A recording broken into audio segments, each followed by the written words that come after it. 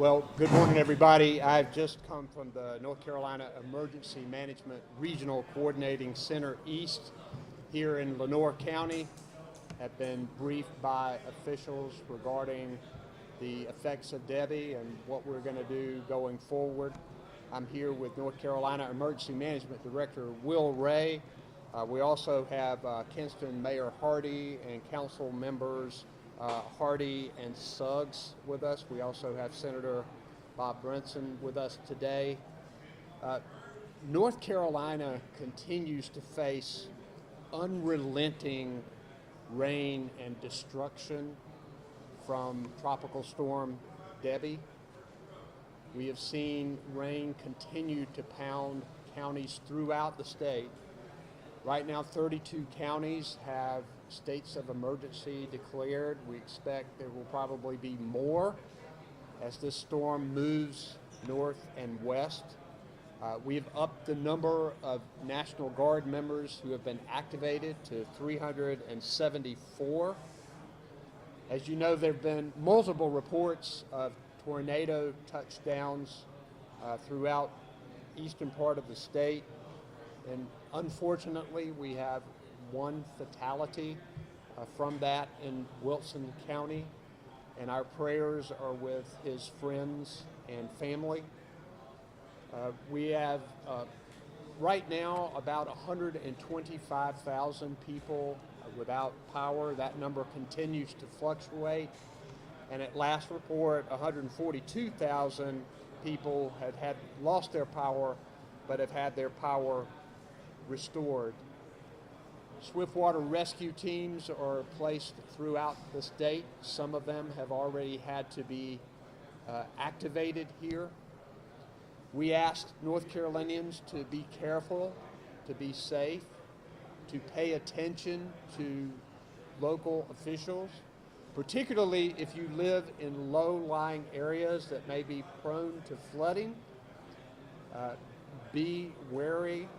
Make sure you are listening for evacuation orders. We ask people to honor voluntary evacuations if requested by local officials.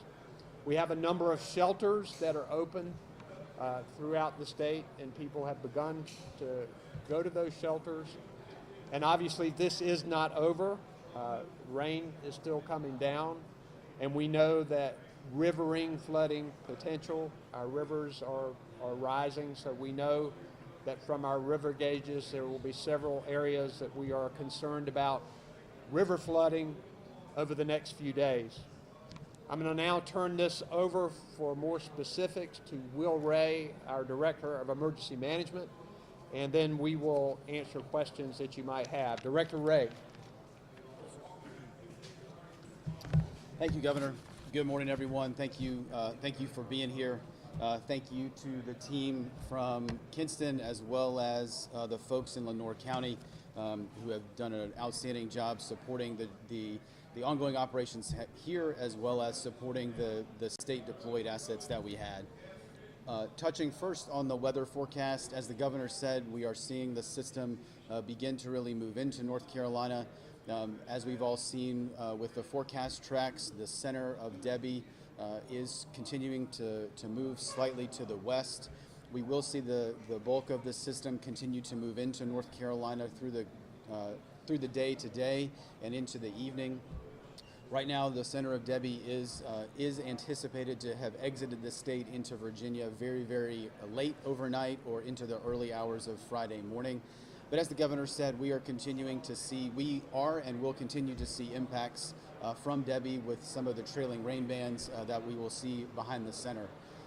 As the governor said, our primary concern right now continues to be the amount of rainfall, the associated riverine flooding that could potentially lead to. We have impacts that we are already seeing in the southeastern part of our state with some of the flooding in low-lying areas as the rain continues to fall. We know that as the system continues its move through North Carolina, those risks and threats will continue to increase. The water levels will continue to increase, and we will continue to see that threat move into the western part of the state. As the governor said, we currently have 32 local states of emergency. There are 3 jurisdictions that have voluntary evacuation orders in place. Those are Bladen, Brunswick, and Moore counties. We have activated an additional number of National Guard personnel that brings that total up to 374 with 131 vehicles across 72 force packages. And again, those are staged across North Carolina, both here in the eastern branch where we are today, as well as into our central and western part. We have 16 shelters open, and the census is at this point approximately just over 60 individuals. Our local jurisdictions have continued to plan and prepare for potential impact in their jurisdictions, and so are opening these shelters as a precautionary measure to support either ongoing flooding or in anticipation of what could come with extended flooding. Cannot say enough about what our counties and our cities and other municipalities have done and continue to do to make sure that all 10.8 million North Carolinians are safe. We continue to work with our partners in the healthcare infrastructure, our partners at the Office of EMS, to make sure that we have contingency plans should we need a state medical support shelter and potential support there for individuals that may need a higher level of acuity.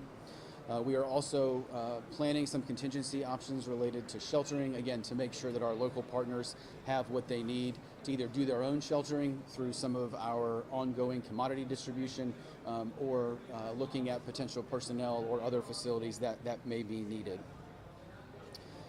Earlier today, DOT and the State Highway Patrol did report there have been 2 areas where we have seen some inundation across major roadways. There was one area earlier today on I-95 around Lumberton that did have some water across the road.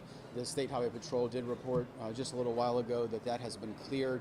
There's also some water inundation that was seen around 40 in the Burgaw area. So we continue to work with both DOT and our State Highway Patrol partners to make sure that our roadways remain clear and safe.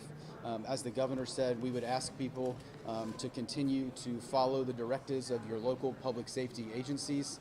Please make sure you are calling 911 for life-threatening or urgent situations. Please otherwise keep that line open for individuals in your community that may need emergent support. And last thing, again, we would continue to say, please make sure you have a reliable way to get information both on the weather forecast, the conditions in your community, and what your local public safety agencies are directing or asking you to do. It's going to be really paramount for folks over the next several days as we continue to look at the flooding threat and the potential rise in our river basins that members of the general public are able to receive information quickly to be able to take action if they need to. Again, and lastly, I'll say thank you to the men and women that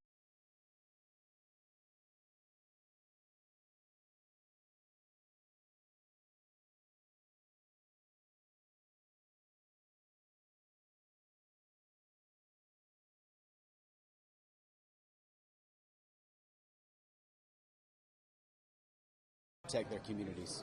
Thank you, Governor. You stay up here with me. Yes, Will. Thank you, Director Ray, and we're grateful for our FEMA partners. Rob McAllister is here with us today, and all of the agencies that are working in a coordinated way. We're also grateful for the teams from out of state who have come to help us, and always grateful for our first responders who often risk their lives to help other people. So Director Ray and I will now open it up for questions that you might have. We can start on this side, ABC. Yep.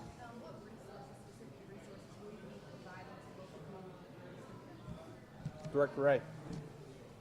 So as we stated yesterday, as we've looked at this storm track since last week and when some of the forecast products came out, we've been trying to evaluate along with our local partners on where we could potentially see flooding threat. And so for those reasons, that's why we have activated the number of National Guard personnel that we have. That's why we've brought on the number of swiftwater rescue teams that we have. 17 kind of really were brought on orders pre-impact. Again, working through our partners at FEMA as well as our colleagues in other states. We are continuing to evaluate flooding threat, flooding forecast, and what additional swiftwater rescue assets may be needed. Additionally, part of the commodity push that we've done is to make sure that the locals have what they need to be able to conduct sheltering operations or support folks that have been displaced, either actively or planning for, and so we will continue that work. That's really, I think, where we're looking at now, as well as how we can support power restoration and power generation should we see some critical facilities start to have need.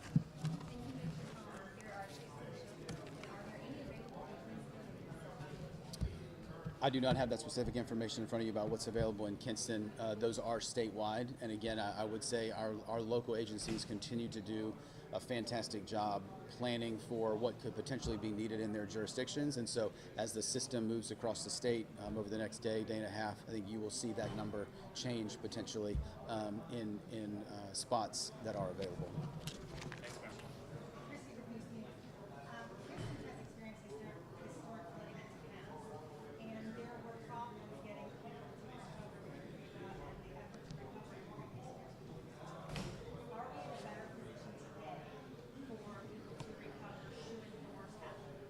Yeah, there's no question about it. Since Florence and Matthew, all of our combined efforts have helped to rebuild and repair almost 14,000 homes, hundreds of public buildings, roads, and bridges. And the good thing about it is that in most instances, we've been able to rebuild in a more resilient way. Many of the homes that people have gotten back into have been elevated, who live in lower lying areas.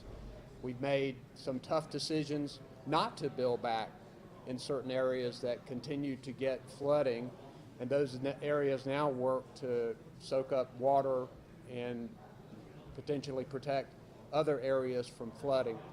So I think a lot of lessons have been learned. We hope and don't believe that we'll see as much damage as Matthew and Florence from this storm, but we are keeping close eye out on river gauges. We ask people to stay in contact and know what their local officials are saying, because if you're asked to evacuate, we want you to obey those evacuation orders, because saving lives is the number one thing. And we will see what these rainstorms continue to bring. Next question, WITM. Any advice for tornado warnings in those areas as protocol is to get on the first floor, but that man that unfortunately passed away was on the first floor already? Yeah, obviously the best place you can get is in a basement. Sometimes people don't hear warnings.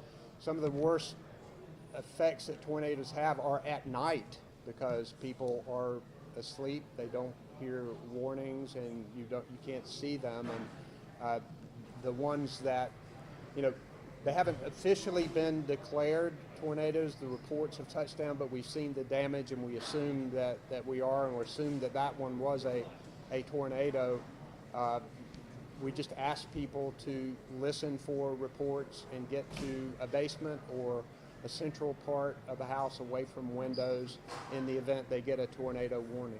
Next question, NCT. Has there been anything you guys want to improve upon so far since the storm started, whether that's communicating to the public or safety rescue efforts? Sure. Thank you for the question. I think our goal has been, as I've stated, how do we get resources out as quickly as possible to be able to support what our local agencies and local jurisdictions need to do. Part of also what we talked about, I know yesterday was that's why I think the partnership within our state emergency response team that includes our partners at FEMA. That's why we've taken some of the steps as early as we have to bring in some of the resources from FEMA, so that not just during the response phase, but also as we transition from response into recovery, we can quickly do those assessments, quickly assess damage to be able to determine what options we may have as we look at helping our communities recover from the damage that they may see here. But I think really our goal is to support a quick deployment of resources into those impacted areas to support our local agencies doing what they need to do. Next question, TBD.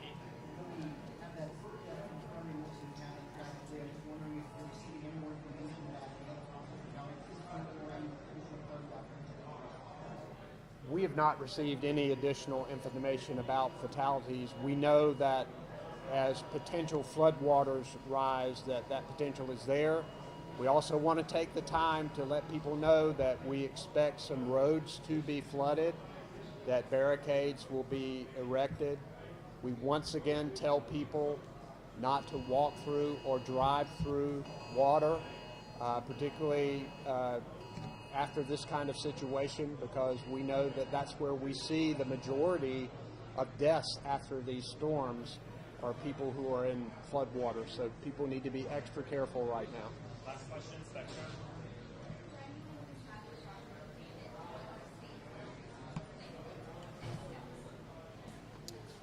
So right now we are still very much in the active response phase, and I think very much will be as we move into the weekend. Again, our focus is on protecting life safety, both here in eastern North Carolina, as there are many communities dealing with rising floodwaters, as well as the impact as we see the system move through the remainder and into our western part of the state.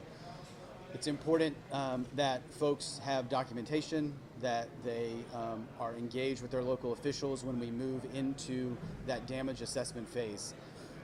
The damage assessments that our local agencies will conduct are the damage assessments that our team, along with the team from FEMA, will conduct in jurisdictions across the state, are really going to drive and determine what additional available state and federal recovery programs, either from FEMA or other federal agencies, are going to be made available. And so as we move from response into recovery, you will see our messaging change and the messaging change from many of your local jurisdictions.